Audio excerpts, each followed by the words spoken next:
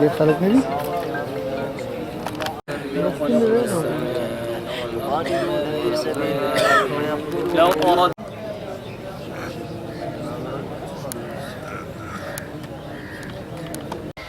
نن د ختیځ زون علماو په ابتکار سره دلته یوه غونډه جوړه شوې او غونډه کې دوه خبرې وې.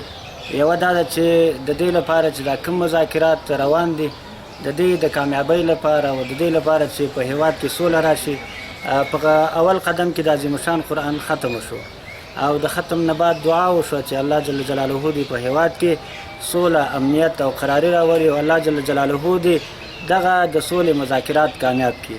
وروسته بیا په دغه غونډه کې علماو خبرې اترې وکړې، ویناوې وکړې او د هغې خپل دریځ پکې بیان کړ چې د ختیځ زون د علماو دریځ دا و چې په دواړو خوا یې باندې غوږ کوو چې دغه یو بل ته تیر شي او تنازل وکړي او یو بل ته تیر شي او خپلو شخصي ګټو پسې مه ګرځئ.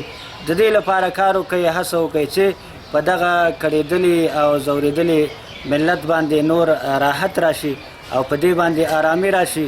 دوی د سولې تږي دي او دوی ته سوله پکار ده او دوی په یو غږ سره ټول ملت سوله غواړي.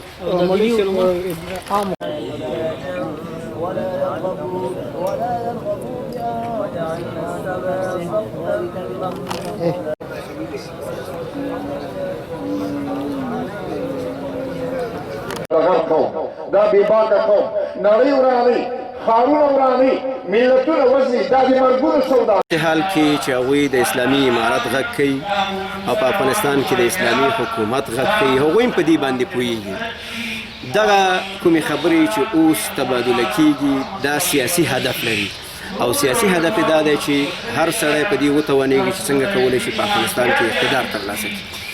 خو په حقیقت کې خبره دا ده چې هلته چې په دوحه کې سره ناست دي هم دواړه د اسلامي امت نه نمایندګي کوي.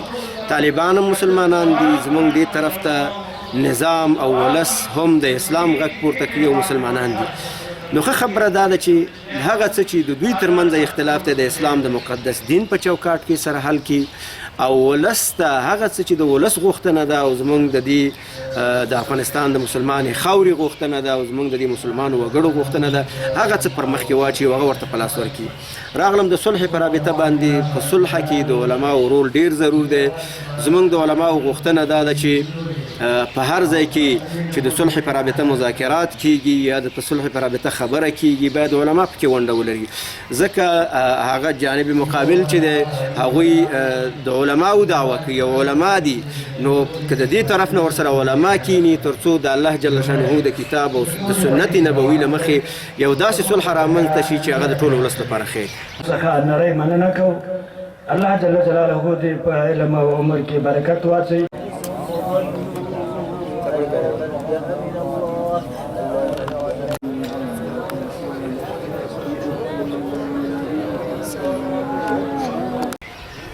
نو صلح خو د اسلام د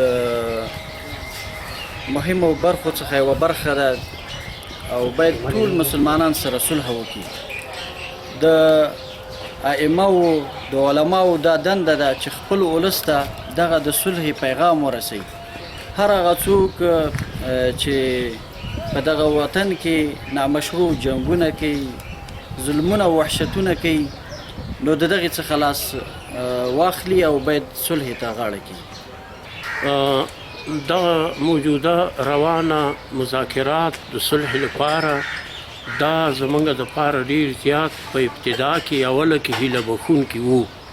اوس هم یو څه اندازه هیله لرو، خو کله کله په دې مذاکراتو کې ځنډ او خنډ راځي.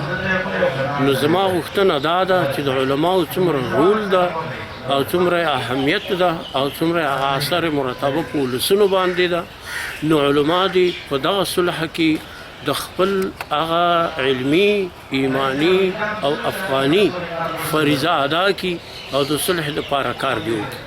او د حکومت نه مې دا غوښتنه ده چې دغه مذاکراتي ټیم چې دوی ورلېږلی ده دا د بیرته راوغواړي، دوی د دمسي د دې په ځای باندې داسې علما ولیږي لکه څنګه چې هلته په خطر کې د طالبانو علما دي. نو علما د علماو سره بیا په علمي مباحثو کې ډېر په اسانۍ سره نتیجې ته رسېدی سي. پژواک خبری آژانس د پیښو ریښتینې هنداره